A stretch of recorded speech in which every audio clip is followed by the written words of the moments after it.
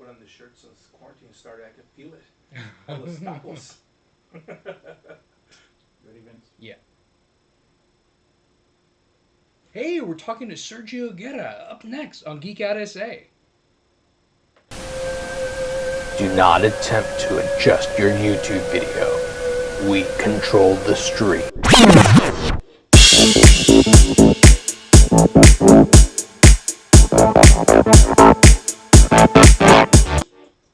And welcome back to Geek Out SA. It's Friday and we're having fun. And we have a guest, but we don't have my wife here today. So she's feeling a little bit under the weather, but she's actually here right in my ear, and she's going to be feeding me questions. This is so wrong. The what? Yeah, I shrunk her down, Miss Frizzle style, and she's in my ear. I thought she was in your ear always anyway. Yeah, always telling me stuff. Mean things, no. Sometimes. But Sergio, thanks for coming. I've been wanting to get you on for a really long time, and it just like everything aligned. I was able to get you on today, and I'm really happy about that because I watched you the first season on Syfy's Face Off. Greatest thing ever. We've kept watching it all through as long as it's been on. But yeah, welcome. I really appreciate it. Thank you for having me. Yes, definitely. I saw you a lot in different conventions here and there in San Antonio, and I've always meant to say, hey, I need to contact Sergio because I want to talk to him and get him on the show. And I was like, and it would never end up happening. Either something would come up or I would just forget to do it because sometime during that time when I was doing a bunch of conventions and stuff, I was like always busy all the time. But I don't have conventions for all your stuff. I hear that. So, you got into movie makeup. How did you do that? I've always liked horror movies since I was like very very small child, and so I kind of started off by scaring my aunts and my mom, and my grandma, and I got, I guess, pretty lucky that my aunts and my mom were very detail oriented people. So when I first started in kindergarten dressing up for Halloween, it stuck in my head. So every time that I tried to do something, I tried to do it as best as I could, make it as realistic as possible, as gross as possible. And what I really ever wanted to do was like make monsters. And so, I tried to figure out. Early in the day, what was earlier when you first started? What kind? Grease makeup. It's been around for a long, long time, and it's the easiest thing to get a hold of, especially back when I was a kid, because I'm pretty old. There was not a lot of like Hot Topics or anything like that. So you got those like little crayon looking things. Yeah. Like the Halloween, like was it Wynn's or Walgreens? Like they had the little Halloween section or whatever, and the little placards with like the Dracula or the Frankenstein or something like that. So I used to go buy those and just try and use that makeup. So I actually would use some of my mom's makeup as well, which she didn't like. Because she'd come back and her compact was like all messed up or whatever. I don't have anything. Grease makeup's a lot cheaper to replace. That's why. So, did you go to school to learn how to do this? No, again, revealing my age. There was not really a lot of schools when I was getting out of high school, which is really when I was trying to make the decision between because I went to Texas State University for music education. But really only because I didn't have a place to go for makeup. If there would have been a place, I would have definitely gone. And the only place back then was this school called the Joe Blasco School of Makeup. It's still around, if I think, in California. But I found out pretty quick that it's a makeup, makeup artist school. But the horror aspects of it, or the special effects aspects of it, is only like 2 weeks, 3 weeks out of like the full experience. So I'd be in LA maybe for 2 years, and out of the 2 years I might only be working on what I wanted for 3 months. And as far as I knew, people told me it was at the end of the whole thing. So I don't have a problem with it, but I didn't really want to be doing weddings and quinceañeras and stuff like that. Yeah. You know, I just wanted the special effects, so I kind of had to teach myself back then. So I try and you know learn everything that I could from books and videos, and you know, and FX special effects have always been like, you know, you're like an illusionist, and so like an illusionist, a lot of people didn't like to reveal their secrets. So a lot of the books that I got were great, but they didn't really tell you how to do everything exact, you know, because it was just kind of general. You Yeah. kind of do this. and so Yeah. that invites a lot of problems because you don't know the specifics. You know, when you go out and try and do it yourself, you mess up, and then that comes to be throwing away on things like that. You know? Right. So yeah, like, you know, I had like little articles. Yeah. Okay, You I know. was gonna say your go-to thing would have been Fangoria. Yes, Fangoria and Monsters of Finland, like anything that had monsters in it. Because like I said, that's really my passion. Really is just making monsters. Like that's, I could boil it down to that, you know. And the special effects, you know, or makeup artist part of it. Talking before the insurgence of the internet, so things are a little bit harder back when you were trying to get into it, right? You just, I mean, general, the internet, like you said, has a lot of stuff. You could just think about it and it pops up. But with special effects makeup, it's really taken a hold. And Instagram and Facebook and YouTube, and so, you know, it's really easy to find information. Yeah. At the same time, it's a little scary because like I'll have students sometimes come to me and ask me things about something they saw in a YouTube video, and the person on the YouTube video might have the best intentions, but they might not have. This is probably in anything, you know, could be harmful or damaging. So you got to be Right. very careful where you're getting your info. Very cool. So how has your skill and your how's your skill changed since you were on Face Off?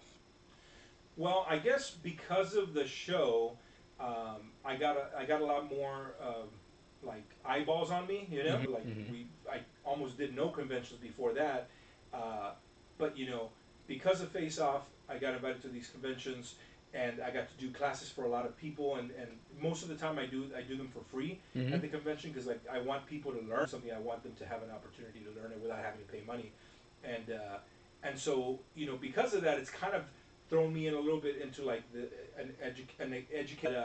But as far as like skill, I've been, you know, improving on my anatomy. I've been improving on my my techniques. The good thing, and this is something I tell people when they come to one of my classes, is like all the techniques you can learn. You know, like it's like baking a cake. Like you can learn all the things you need to do to be able to make a cake. You know, Right. it's going to take a couple of tries before you get it right, and then that's what experience will help you with. You know, but the techniques, nobody should really be too scared about trying something of your league.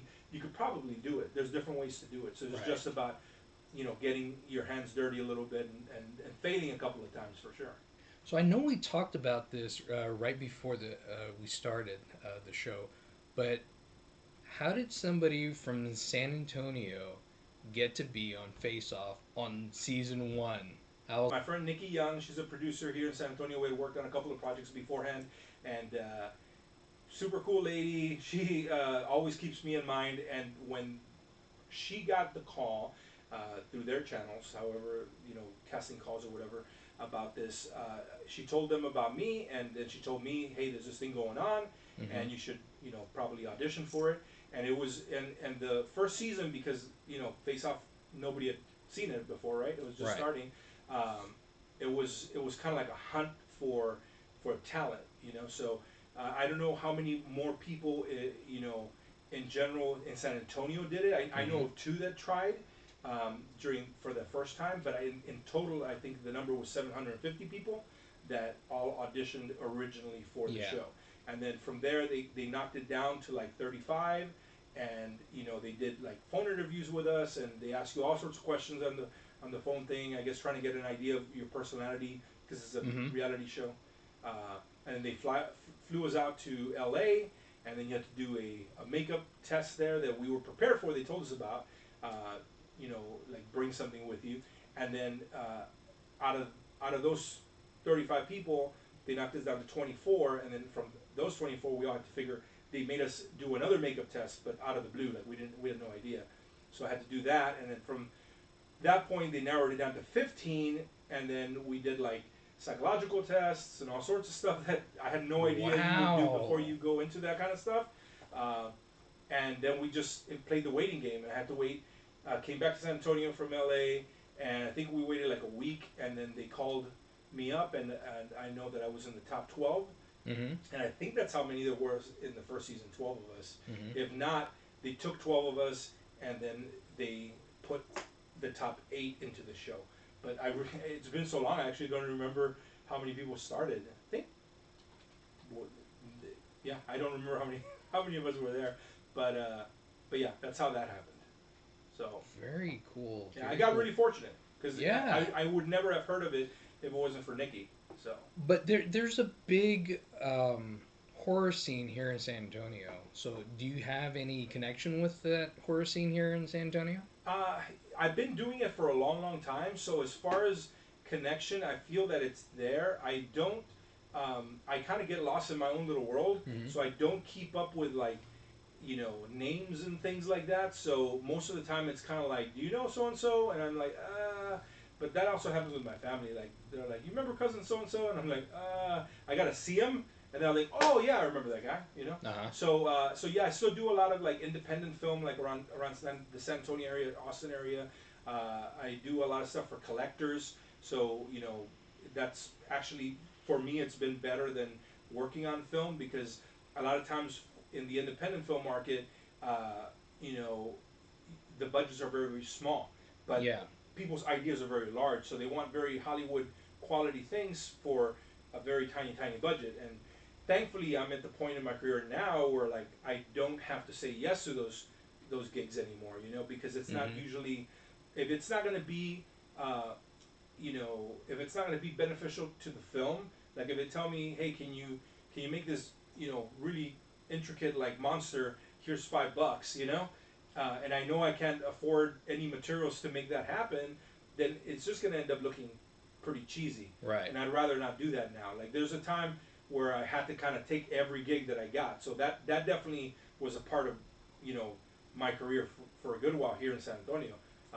And I had lots of people that helped me out, and I was and that was great. I had my shop and a couple of people, and we would do the best that we can. But there's only so much you could do with a certain level of materials, or resources. So now, if I get offered something that doesn't really work for me, or I think that's not enough to do what you want, Mhm. or at least something at the level that I want to do it at, I'll just hook them up with like one of my ex-students or somebody that's taking a class from me and say like, hey, I got this guy or this girl that are just starting out, and they could probably do it for the money that you're talking about and the quality that you're talking about. But I get now to be a little bit more discerning.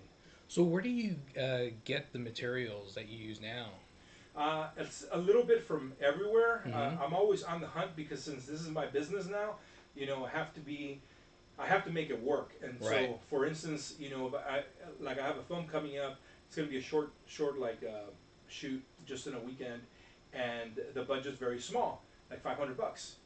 It's only for two quick characters though, so it's something definitely at that level where I know it's not a lot of money, but I can still do something pretty good looking. Right. Even though they want something basic. But anyways, so for that, I lost my train of thought. What was the question? I'm sorry. The material. The material. Oh yeah. So for that, I have to make sure that the materials are pretty cheap because Uh-huh. if not, I'll end up taking a gig and then I'll use up more materials than the money that I'm getting, Mhm. and so then I'm losing money, and I wouldn't be able to sustain this lifestyle like that. So I'm always on the search for new materials. Some stuff's come out on Amazon now. You can get a bunch of stuff on Amazon. Yeah. It's not always the best quality or it's not always the best price, but there are things that sometimes it's better to get them here quickly, and Amazon Prime will get them to you like in a day. If I bought from a supplier in LA or New York, I'd have to wait like 3 to 5 days or something like that. So depending on what it is that I'm doing, the like materials I get from all over the U.S. and even outside the U.S. Well, what kind of what type of materials are you talking about? From like what's the range of the different type of materials that you use? So I guess I'll try and compartmentalize it a little bit. So Mhm. there's makeup, Mhm. right? There's like makeup tools and accessories like brushes and things like that, right? Right. And then you have things that for like prosthetics or whatever. So there's you know, silicones and stone, like concrete, you know, like plasters, Mm-hmm. and that's like mold making. Right. And then rubbers for like casting latex masks or Right. things like that, you know. And then fiberglass and resins and things like that. So it's like it's a huge, like, depending on what we're making, whatever the final output is, it's a huge amount of things that I could probably list off. So, but that's sort of like in departments, I guess I could say, because every like I said, every job's different. So if I wanted to make somebody, let's just do something classic or whatever, like you know, a zombie with a foam latex face or whatever. Right. That might take, you know, I'd have to sculpt it, so I need clay. I usually need to get the cast of the actor's face, so that takes plaster and Ultra Cal 30, which is like a cement. It takes plaster bandages. It takes alginate, you know, which is like, you know. I used to use that in like dental science. Yeah, same Back in the kind of day, thing. yeah. Yeah. So, you know, and that's just to set it up. Then you use the clay to sculpt the piece on top of the face, and then you make a mold of that with more concrete, you know, or ultracal, or depending again where it's going. Then you need the foam latex, which is a whole system in its own thing. Yeah. Or you can make them out of silicone, which is usually a two-part thing, or you can make foam like props, or I mean, a lot of the stuff like overlaps, but as far as materials go, there's unfortunately not a very small number, because if you're Right. depending on what you're doing, it can vary a lot. Well, I guess you have to have a lot of skills to be able to put all of this together. I think it helps that I'm a nerd, and I think definitely when I do classes for people, I try and give them as much information. The more information you have about the materials you have, the easier it is for you to be able to make something happen. Because a lot of the thing that we do as like special effects makeup artists is, you know, creating illusions, but you're solving problems. You know, you have to be able to solve a problem, like sometimes on set, like last minute or whatever.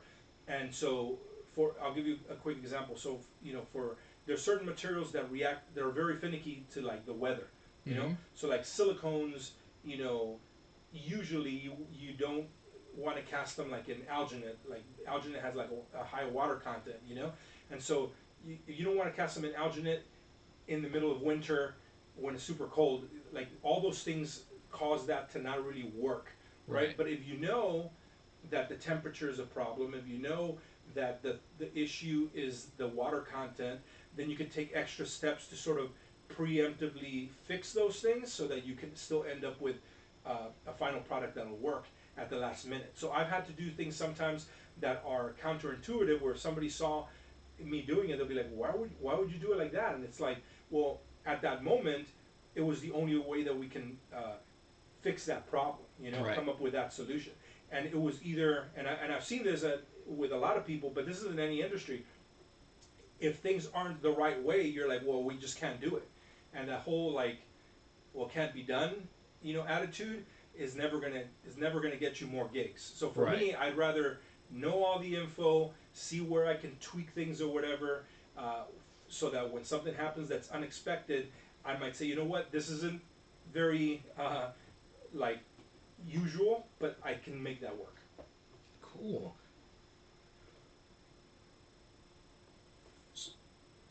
Colleen's giving me. So, and while you're doing this, can we kind of go through the slideshow that we have of some of your work? So we're gonna go ahead and do that. So Colleen is asking if someone if a young kid wants to start out, what are the kind of materials do you think they should start working on? Like would a Halloween kit be okay, or? Yeah, I mean, like, I guess it would depend what they're wanting to do more. Like, if they're saying, like, I want to be a special makeup effects artist because they want to make monsters or something, right? Then basic face paints are going to be definitely one of the first things they want to get into. Water-based paints are, like, when you see, like, face painting, like, at the carnival or whatever, you know? They're very inexpensive. They're very cheap. You can get your sort of, like... your sea legs on those, because Right. it doesn't take a lot of money, and you can experiment on yourself. You can experiment on a little mannequin head, on your brothers, your sisters, any victims. I mean, volunteers that you have around you, and so that how to use brushes and all that kind of stuff kind of comes into play there. And then if you want to get into more 3D stuff, you can start learning how to use like wax. You could start learning how to do prosthetics, which is like I said, takes multiple steps, for that.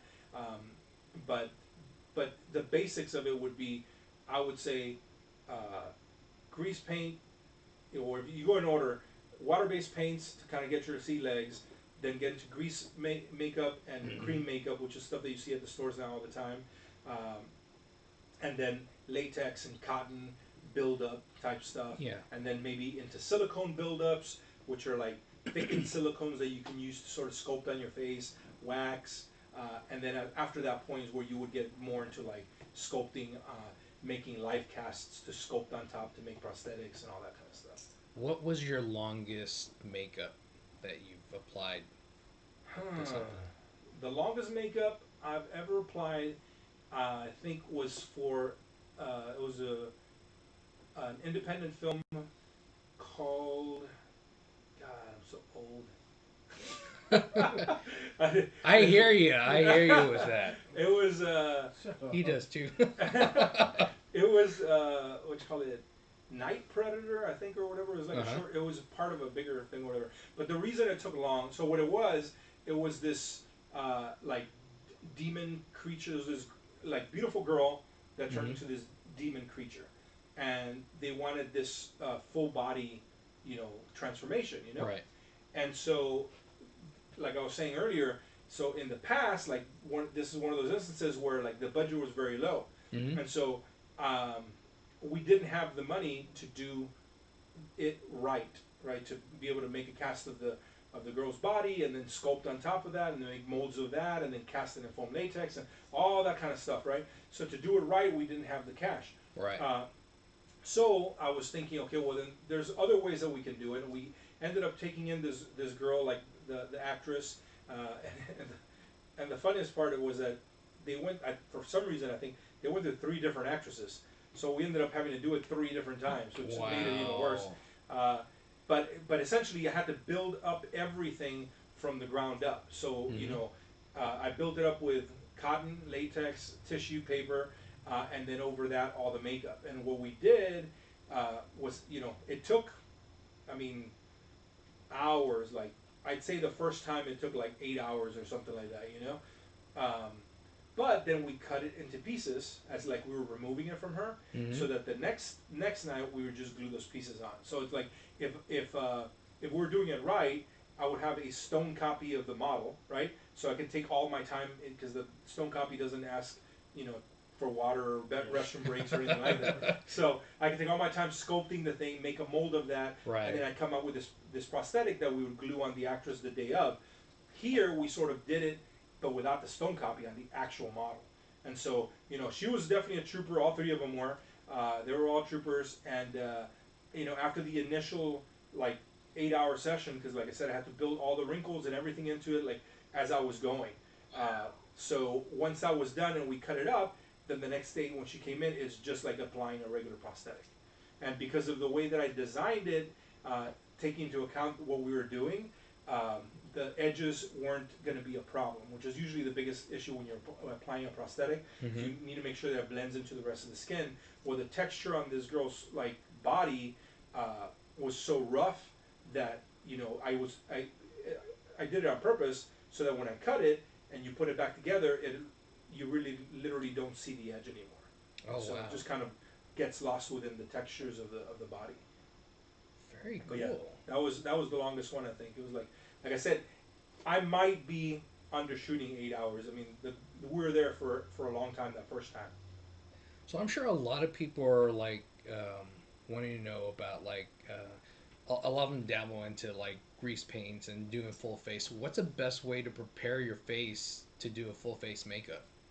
Well, I mean, people like, I guess I didn't realize this either. So your skin will like start secreting oils even after you clean it, So you definitely want to like wash your face right before you do your makeup, or if you're doing it on somebody else, make sure that they wash their face. But even immediately before, depending on what you're doing, but especially if you're trying to glue like prosthetics on or something like that, then you probably want to take like some witch hazel or even like a little bit of alcohol on a cotton pad or whatever, just to clean up that one area, because the oils in your face will start secreting pretty quickly. So even if I wash my face, like if I have a model come, because I'm gonna do a makeup on them, and they wash their face, and then it takes more than like 5-10 minutes before I start putting something on them, I'll sort of redo their face anyways, like clean up their face.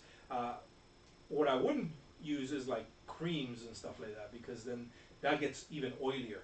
So trying to clean off all the oils, because especially with prosthetics, you want to make sure that the adhesive sticks and stays on. And if it's oily, then it's never going to do that. What is your favorite horror character to create? Well, like, I don't think I have. Or like a genre that you like. As far as like me actually doing this stuff. Yeah. Zombies. Because with zombies, you can go crazy. Like I've done a full burnt up zombie, and that's a whole different technique and all that kind of stuff, and then you could have a zombie that's been dead for 2-3 hours, and looks more human. So you literally have this huge spectrum of death that you can play with, and that's what makes zombies, to me at least, pretty cool. And again, you can get pretty creative with it. Like I've done zombies where they're very skeletal, and I make the fake teeth for them or whatever, so they've got like rotten teeth and all. And then there's others where, like I said, they're more human, and it's more grotesque, because it's like you see somebody that looks practically like they should be alive, but half their throat is missing or something, and you're like, oh, how's that happening? So I enjoy zombies a lot. Yeah, it's my favorite. So if somebody wanted to like learn, what's the best thing for them to do? So, like I said earlier, the good thing is that there's actual schools now. There's a lot of them, and then there's stuff on YouTube, so you can always kind of get an idea of things on YouTube. There's a lot of free information online. Eventually, like, I'm so bad with social media, but I have my website coming up, so I do classes and workshops around San Antonio, or when I go do these conventions, I do a bunch of stuff like that. So if people go to my website, they could probably see some of those workshops and come check out like a class. But yeah, I mean, I would say to get an idea first of what it is that you're wanting to do. If you want to be a makeup artist, are you wanting to be applying just makeup? Like if you go through Instagram, like real quickly, you see a bunch of people that just paint their faces. Yeah. That's one style. And if that's all you want to do, then that's very specific. You don't need to learn about, like live casting or anything like that. If what you're wanting to do is something like a Freddy Krueger makeup or whatever, then you'll have to learn how to make live cast actors' faces and heads and things like that. And you'll need to learn sculpting, and drawing is always very helpful. Like knowing your anatomy is very helpful. So to me, that's where you should start, kind of figuring out what it is that you want, because it sounds like it's a small thing probably, because it's just one small department when you're making a film, but there's so much within it. I mean, like I said, I've done regular face painting, like at the carnival type stuff, where it's just that, like just water-based paint on somebody's face, all the way up to like 15-foot tall statues, that are they need to look like stone, and they're like fiberglass or something like that, Wow. And so you have to, I would say when you're starting out, you have to find what it is you really want to go for. Really focus in. Yeah, it's gonna be real easy to. It's like if you walk into like Home Depot and just because they have all the materials there. If you don't know what you're gonna do, you can grab everything from every aisle, but you got to focus on something. What project do you want to do? So you said you were a nerd. Always. What do you geek out about? Horror, Halloween. Halloween's the biggest thing for me ever since I was a kid. One of the ways that I started with this whole FX thing, or doing special effects, makeup was because one of my first costumes. I loved Frankenstein because I loved all the old Universal monsters. Yeah. And I loved the Munsters. Mm-hmm. So it was like we would watch the Munsters. Like I said, my aunts and my mom would help me out to kind of figure things out and how to get the head squared and all that. And back then, like there was no information. At least, especially me, because I grew up in Mexico. Yeah. There wasn't a lot of like Fangoria magazines or things like that I could by observation. Like what can we do to make it sort of like that? And that Frankenstein costume was pretty cool because it got me started on this little like winning streak because we did it was when I was in kindergarten, and the kindergarten class went from the kindergarten school all the way to the Central Park in the little city where I was born in Piedras Negras, Coahuila, in Mexico.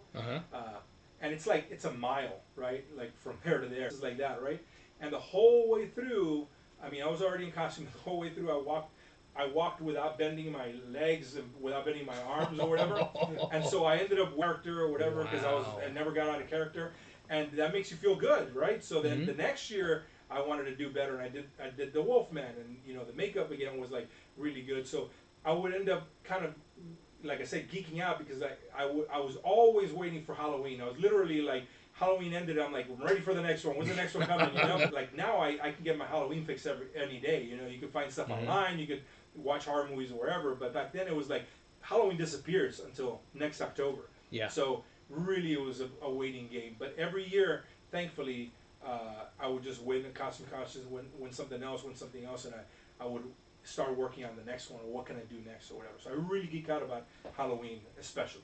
But I'm just a nerd in everything. I like knowing things, information. So I read everything. What's your favorite horror movie?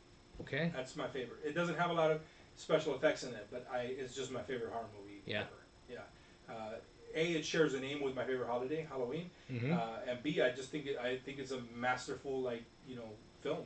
It was very well made. It has a lot of. I mean, John Carpenter really set up like all that genre of killers. Like 1978 is when Halloween came out, and then after that you had like Freddy and Jason and everybody like that. So it's to me it's so much more than a movie. It's my favorite. Yeah, I can watch that 15 times in a day. Would you be willing to branch out to any other type of genre, like maybe sci-fi or anything like that, or have you done anything like that? Yeah, I've done like Aliens, and right now like I'm super bad, like I said, with social media, but I'm trying to get things going like with Instagram and all that. So I've started doing a couple of photo shoots that aren't necessarily pure horror. Things that I still enjoy, so they still have a dark side to them, right? Because that's just what I do, and more into like fantasy stuff, and yeah, I've done like an alien or like 2 little aliens or something like that.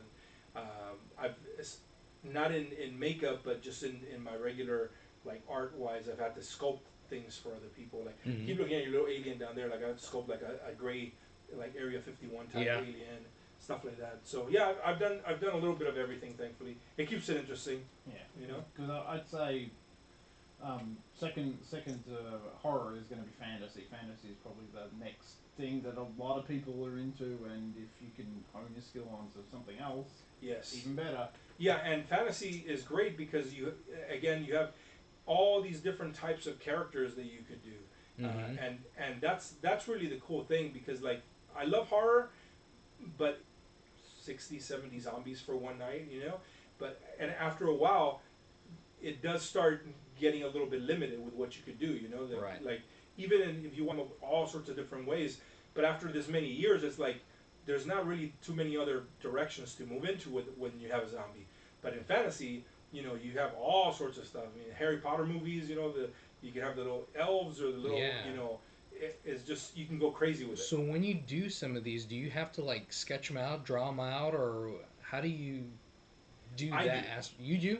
Yeah, I do. Like it's one of the things that I like the most about staying here. Like one of the reasons I decided to stay in San Antonio is and I'm not knocking anybody or anything.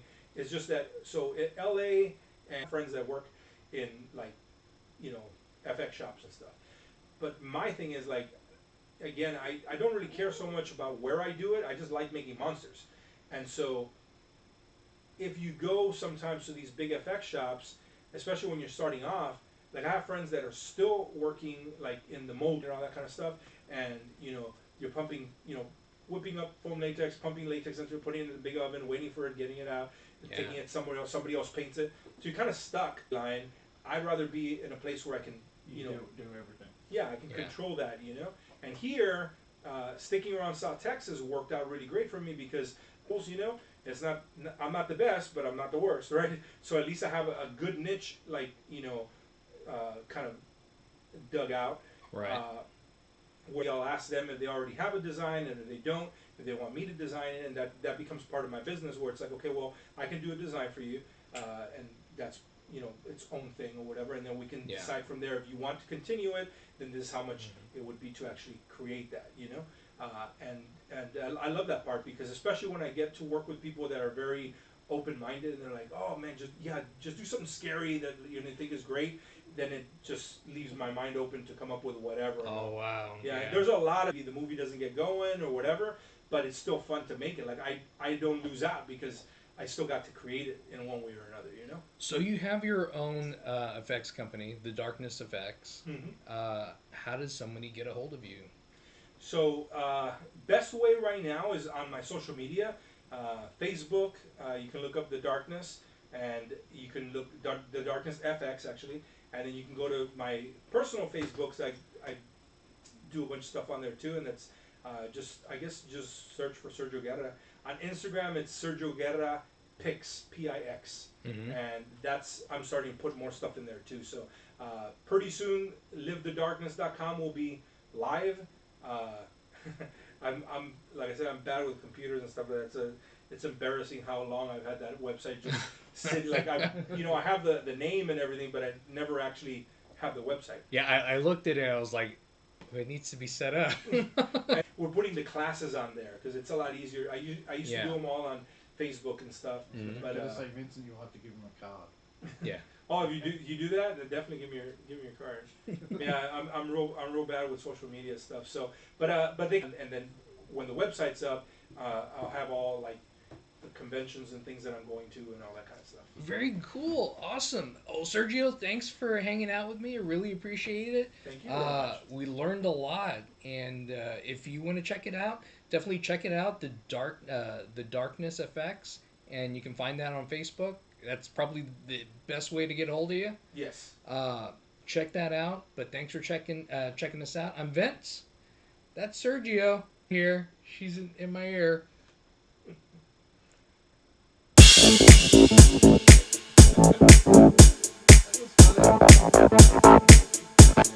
Yeah.